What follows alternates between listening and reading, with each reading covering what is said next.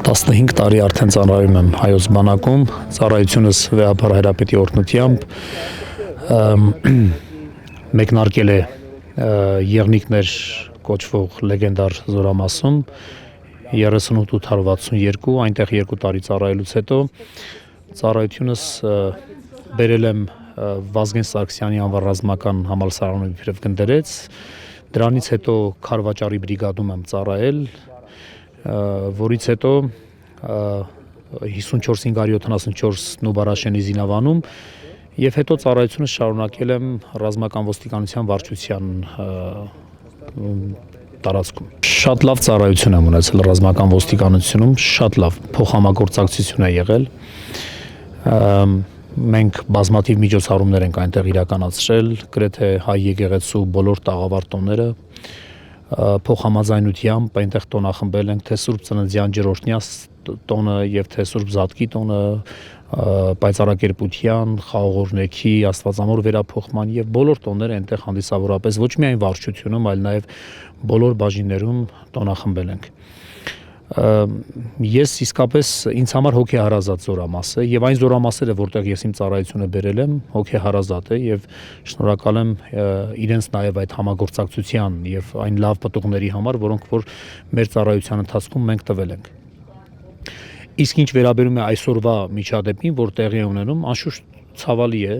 երբևէ չէի ուզի տեսնել, բայց ես կարծում եմ, որ իրենք պարզապես ծառայողներ են, այստեղ ներկա գտնվողները եւ նաեւ իրենց ինչ որ իմաստով, չգիտեմ, ինչ է հրահանգվել կամ ասվել, ժամանակը ցույց կտա։ Ես շատ մեծ ցավ եմ ապրում սրա համար եւ հատկապես այն բանի համար, որ այստեղ ծառայություն իրականացրել եմ եւ ի վերջո բոլորին սիրում եւ հարգում եմ եւ իմ նաեւ մոտեցումը այն է, որ իրենց ծառայությունը մշտապես լավ իմաստով հաջողի։ Իմ նկատմամբ անձամբ որևէ ճնշում չի եղել, ես առիթ չեմ ունեցել հանդիպելու որևէ պատկան մարմնի հետ, որ իմ դիրքորոշումը հստակ է եղել, քանի որ մենք նաեւ քաղաքական որոշակի անցուդարձերին մեզ նաեւ Վեհապար Հայրապետի կողմից միշտ քաջալերվել է, խրախուսվել է, որ մենք իբրև բանակի սպասավորներ մեր ծառայությանը լինենք եւ մենք երբեք չենք խառնվել որևէ անցուդարձի, այս պարագային եւս որևէ կերպ չենք ուզել, որ մեզ ներքաշեն որոշակի գործընթացների մեջ, որոնք բանակի մեր որպես այդպիսի մեր ծառայությանը պիտի լիարժեքորեն խոչընդոտեն։ Մենք մեր ծառայության մեջ ենք եղել բոլոր հանգամանքներում եւ այդպես եւ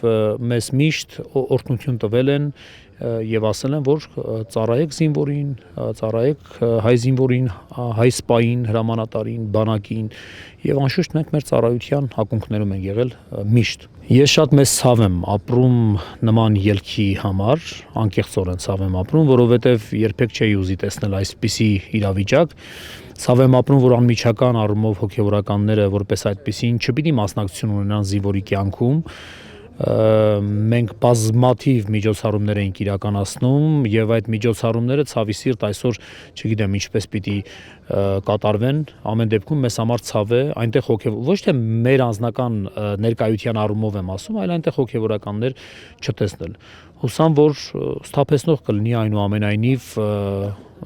հոգեվոր սպասավորությունը լուծարել, սա աբսուրդ է։ Եղել են սպաներ, եղել են զինվորներ, որոնք իսկապես ցավ են ապրել,